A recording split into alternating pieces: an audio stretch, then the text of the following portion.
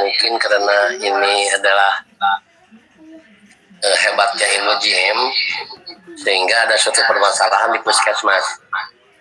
Nah, di puskesmas tersebut itu sekarang jarang ada yang berobat, dikarenakan ya mungkin berita ini dari pihak puskesmas home visit. Ternyata hasil dari masyarakat itu sendiri mengaku bahwa di daerah ini sering berobat ataupun juga ya berobat terhadap obat tradisional, yaitu adalah GM, sudah pada tahu. Nah, sehingga ada suatu seolah-olah ancaman dari pihak puskesmas pada pihak komunitas, sehingga saya akan mendata di orang tersebut itu siapa saja yang melakukan obat tradisional. Nah, sehingga komunitas kami ini adalah agak ketakutan, itu Boy. Untuk sementara ya jangan takutlah, ada saya, ada Buya gitu. Ketika tidak bisa menjawab atau apapun, cepat telepon saya, ataupun juga persiapkan satu PA harus berlaku dan juga rekom kita harus siapkan. Nah, itu barangkali Buya apa yang harus nanti ketika komunitas kami dipanggil ke puskesmas, nah apa yang harus persiapkan gitu Boy. Baik, Boy. Ya, terima kasih Pak. Saking dahsyatnya ya. Jadi jangan pernah aneh ya kalau Anda akan menjadi standar dari pengobatan ya. Karena memang sudah banyak ya. Jadi jangan pernah takut kenapa Anda dijadikan satu bentuk standar pengobatan, karena ya akan terasanya nyata ya dalam bentuk pengobatan ini. Yang pertama yang perlu dipahami oleh rekan-rekan sekalian, sebetulnya antara kerja medik dengan kerja kita itu istilahnya itu berbeda ya, karena mempunyai ranah masing-masing. Tetapi kan di masyarakat, rekan-rekan sekalian ya, di masyarakat antara pengobat tradisional dengan pengobat bukan pengobat itu, dengan medis itu sedikit disamakan. Nah, baik.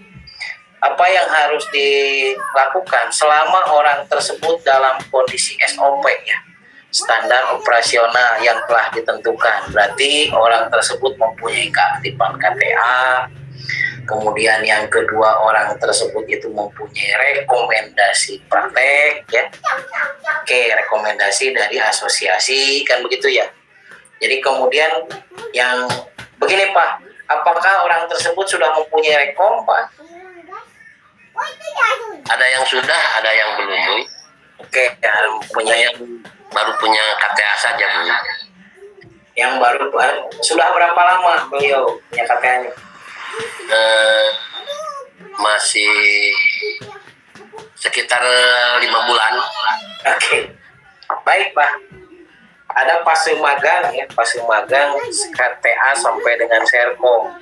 Jadi fase magang KTA sampai Serkom itu berlaku sampai dengan 5 bulan sampai dengan 6 bulan. Nah, itu selama 0 sampai dengan 6 bulan itu berarti orang tersebut masih dalam pengawasan ya. Jadi dalam masa magang Pak. Jadi masih aman. Tapi kalau orang tersebut itu sudah 6 bulan tetapi tidak mempunyai rekomendasi, nah itulah yang harus segera berarti mempunyai rekomendasi praktek. Karena apa? Karena ketika seseorang itu tidak mempunyai rekomendasi praktek, kemudian orang tersebut sudah melakukan praktek, ya disitulah berarti. Makanya saya tekankan kepada rekan-rekan sekalian, kenapa Anda harus mempunyai KTA, rekomendasi praktek, dan STPT ya. STPT itu simpel rekan-rekan sekalian, asal Anda mempunyai persetujuan tetangga ya, SKDU, surat keterangan domisili usaha dari desa, dan Anda itu sudah ada punya SKDU itu dan Anda mau menguruskan, berarti kan gitu ya, dalam proses itu aman sebetulnya. Makanya yang harus dilakukan adalah yang pertama berarti perlengkapi. Satu mempunyai KTA ya, yang kedua mempunyai rekom. Dan yang ketiganya nih sebelum rekom turun, maka orang tersebut harus mempunyai surat keterangan domisili usaha dari desa ataupun kelurahan. Nah kalau sudah itu kita bisa mengajukan bahwa orang tersebut dalam proses berarti ya surat terdaftar penyiar tradisionalnya Pak. Nah, jadi yang harus dilakukan adalah sesegera mungkin berarti yang pertama mempunyai rekomendasi, sayang ya, itu potensi. Yang kedua, apakah dalam rekomendasi seperti apa ketika orang tersebut juga jangan sampai lebih dari 6 bulan lah gitu ya. Jangan lebih dari 6 bulan masuk kemudian belum punya rekomendasi.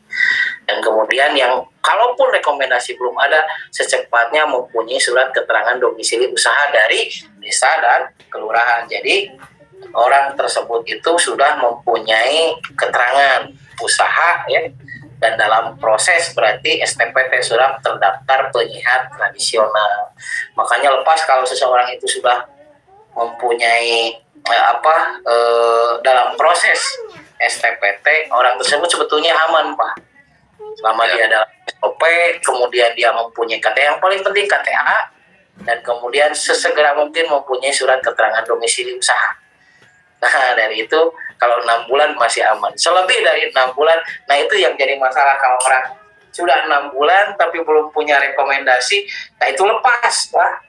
Jadi maksudnya berarti kan udah habis masa magangnya.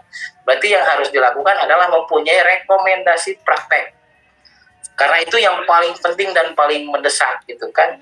Nah sehingga kalau punya SKDU dan rekomendasi praktek berarti kita bisa mengatakan bahwa orang tersebut itu dalam proses pembuatan STPT, surat terdaftar penyiar tradisional. Kalau orang tersebut sudah mempunyai surat terdaftar penyiar tradisional, rek dibawa ke mana wae, oke? Kita sudah mempunyai SOP dan kita dilindungi oleh lembaga sertifikasi profesi. Selama orang tersebut melakukan standar pengobatan sesuai dengan SOP JM, maka orang tersebut clean and clear. Oke, yang paling maksimal mempunyai STPT atau dalam proses STPT. Nah, itu aman, paling aman itu. Mau diurus ke mana, oke, mau mana. Selama orang tersebut ya orang lain gitu kan mau mengesik dari arah manapun, ketika orang tersebut punya STPT atau dalam proses STPT itu sangat aman, Pak. Gitu karena kita juga mempunyai lawyer. Begitu Pak. Ya, tenun Bu ya. Ya, bisa.